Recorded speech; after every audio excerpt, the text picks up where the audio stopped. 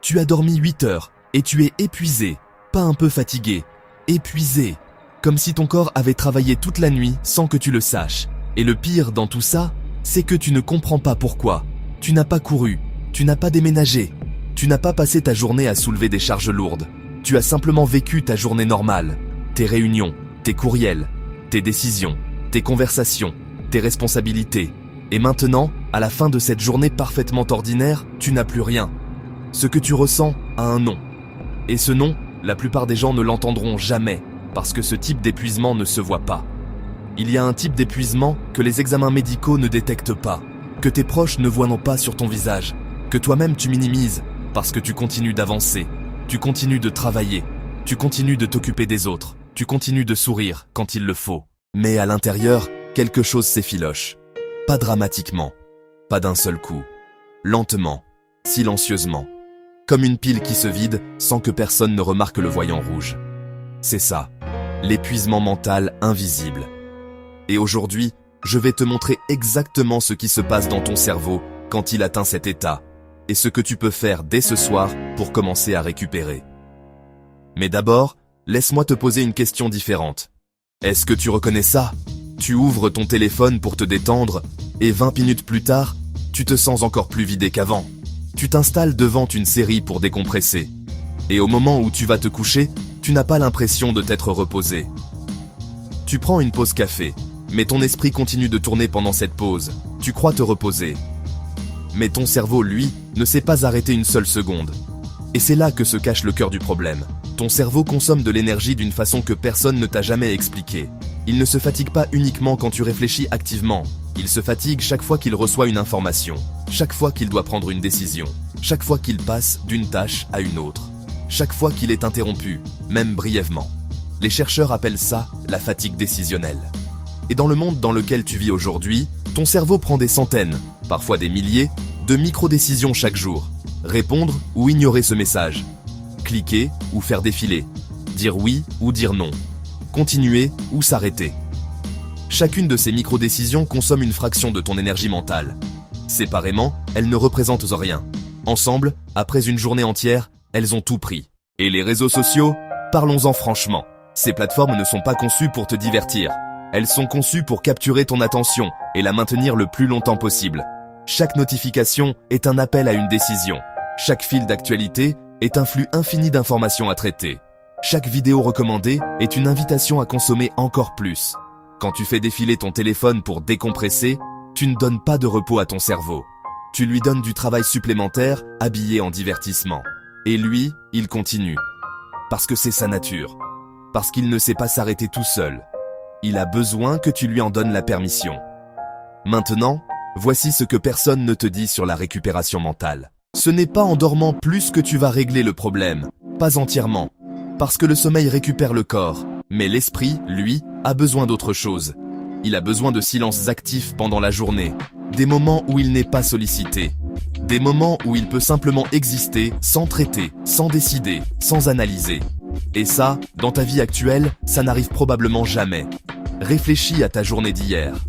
Combien de minutes as-tu passé sans regarder un écran, sans avoir une conversation, sans écouter quelque chose, sans penser à quelque chose de précis? Combien de minutes ton cerveau a-t-il eu pour ne rien faire du tout? Pour la plupart des gens, la réponse est 0. Et c'est pourquoi tu te réveilles épuisé, même après 8 heures de sommeil. Ton cerveau a dormi, mais il n'a jamais récupéré. Alors voici ce que j'ai découvert, et ce que tu peux commencer à faire différemment dès aujourd'hui. La récupération mentale ne ressemble pas au repos physique. Tu n'as pas besoin de t'allonger, tu n'as pas besoin de faire une sieste. Tu as besoin d'interrompre le flux constant d'informations qui arrivent dans ton cerveau, même brièvement, même imparfaitement, plusieurs fois par jour. Concrètement, ça ressemble à ça. 3 fois dans ta journée, le matin, l'après-midi, le soir. Tu t'accordes 5 minutes sans écran et sans conversation.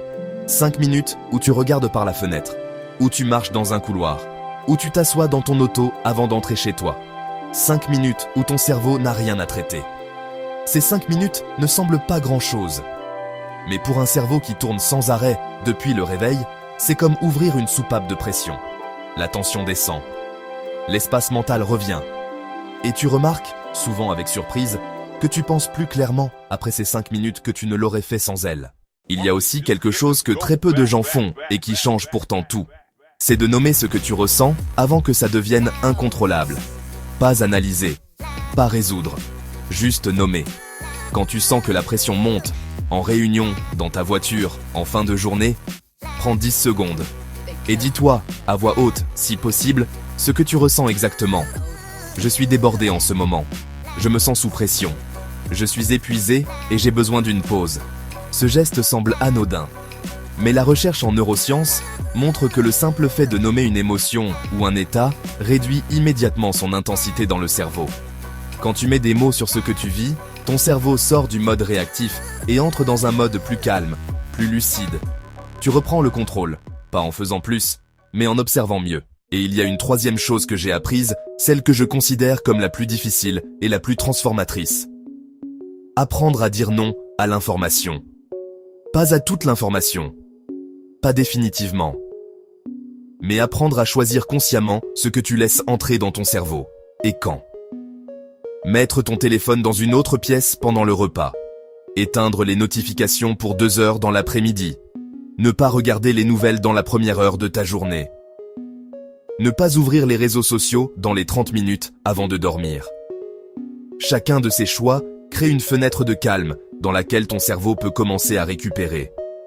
Pas parfaitement, pas immédiatement, mais progressivement, ces fenêtres s'accumulent et l'épuisement commence à reculer. Parce que l'épuisement mental invisible ne guérit pas d'un seul coup. Il guérit couche par couche, décision par décision, pause par pause. Et maintenant, voici quelque chose d'important que je veux que tu retiennes avant la fin de cette vidéo. Ce que tu vis n'est pas un signe que tu es fragile. Ce n'est pas un signe que tu es incapable. Ce n'est pas un signe que tu n'es pas fait pour ta vie. C'est un signe que tu donnes beaucoup. Beaucoup à ton travail, beaucoup à ta famille, beaucoup aux autres. Et peut-être, très probablement, pas assez à toi-même. L'épuisement mental invisible touche les personnes qui portent beaucoup. Celles qui continuent même quand c'est difficile. Celles qui avancent même quand elles n'en ont plus envie. Ce n'est pas une faiblesse. C'est le signe d'une personne qui a besoin d'apprendre à se recharger aussi fort qu'elle se dépense. Et ça, c'est une compétence. Pas un talent inné. Une compétence qui s'apprend, qui se pratique, qui s'améliore avec le temps. Dans 72 heures, si tu appliques ce soir ce que tu viens d'apprendre, les 3 pauses de 5 minutes, le geste de nommer ce que tu ressens, une seule fenêtre sans écran dans ta journée, tu vas remarquer quelque chose de précis. Une légèreté en fin de journée que tu n'as pas ressentie depuis longtemps. Pas une transformation totale, pas une guérison complète, mais un premier souffle, un espace qui revient, une preuve que ton cerveau peut récupérer quand tu lui en donnes la chance. Sur Nova Résilience, chaque vidéo t'apporte un outil que tu peux tester dans les 24 heures. Pas de théorie abstraite, pas de grands discours, des outils concrets pour ce que tu vis réellement. Semaine après semaine, abonne-toi maintenant pour recevoir le prochain outil dès sa sortie. Et écris dans les commentaires « Je protège mon énergie ». Ces 3 mots sont une décision. Pas pour moi, pour toi. Pour que ton cerveau entende ce que tu viens de choisir. Souviens-toi de ceci avant de fermer cette vidéo. L'épuisement que tu ressens n'est pas invisible parce qu'il n'existe pas. Il est invisible parce que personne ne t'a appris à le voir. Maintenant, tu sais le reconnaître. Maintenant, tu sais quoi faire. Et maintenant, tu as le choix. Prendre soin de ton énergie mentale n'est pas un luxe. C'est la base de tout le reste.